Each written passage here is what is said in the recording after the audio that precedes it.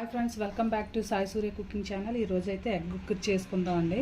దానికోసం అయితే ఒక 4 ఎగ్స్ తీసుకున్నాను. అలాగే కట్ చేసి పెట్టుకున్న పచ్చిమిర్చి, అల్లం ముక్కలు, ఒక 4-5 ఉల్లిపాయలు తీసుకోండి, పెద్ద సైజువి. ఉక్కరి అంటే కొంచెం ఆనియన్స్ ఎక్కువ ఉండాలి. అలాగే ఒక 2 టమాటాలు పెద్దవి కట్ చేసుకున్నాను. ప్రాసెస్ అయితే స్టార్ట్ చేద్దాం. స్టవ్ వెలిగించి ఒక కళాయి పెట్టుకోండి. స్టవ్ వెలిగించి ఒక కళాయి పెట్టుకున్నాక ఆయిల్ అయితే ఎక్కువే పడుతుందండి. ఒక 3.5 ఆయిల్ వేసుకోండి. 3.5 టేబుల్ స్పూన్ అంత ఆయిల్ వేసుకోండి. కుక్కర్కి కొంచెం ఆయిల్ ఎక్కువ ఉంటేనే బాగుంటుంది. నేను ఆయిల్ హీట్ ఎక్కింది. కట్ చేసి పెట్టుకున్న ఆనియన్స్ని వేసుకుందాం. నెక్స్ట్ అలాగే పచ్చిమిర్చి, అల్లం ముక్కలు,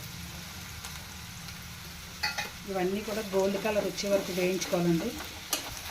ఆనియన్స్ బాగా ఇలా గోల్డ్ కలర్ వచ్చే కదండి. ఇప్పుడు నెక్స్ట్ టమాటో ముక్కలు వేసుకుందాం. ఇవి కూడా కొంచెం మెత్తపడే వరకు వేయించుకున్నాను. ఓకేనండి, కొంచెం అవి కూడా మెత్తపడ్డాయి కదా టమాటాలు. చిక్కడంతా పసుపు, అలాగే రుచికి సరిపడినంత సాల్ట్,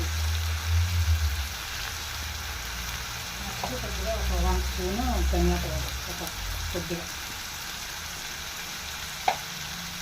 1 స్పూను జీరా పౌడర్, ఫైనల్గా కారం 1.5 వేసుకున్నాం. పచ్చిమిరపకాయలు ఎక్కువ వేసుకున్నాం కదా, సరిపోతుంది. వీటన్నిటిని బాగా కలుపుకున్నాం. టమాటా కూడా వేగిపోయింది కదా. సో ఇది ఒక 2 మినిట్స్ వేయించుకున్నాక ఇంకా ఇందులో ఎగ్స్ కొట్టేయడండి. ఓకేనండి, బాగా వేగిపోయింది కదా. ఇప్పుడు ఎగ్స్ని మనం వేసేసుకుందాం.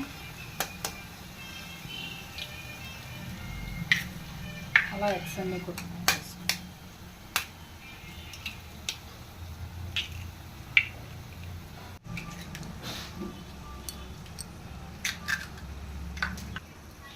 ఓకేనండి, ఎగ్స్ అన్నీ కొట్టేసుకున్నాం కదా. ఇప్పుడు బాగా ఫ్రై చేసుకున్నాం.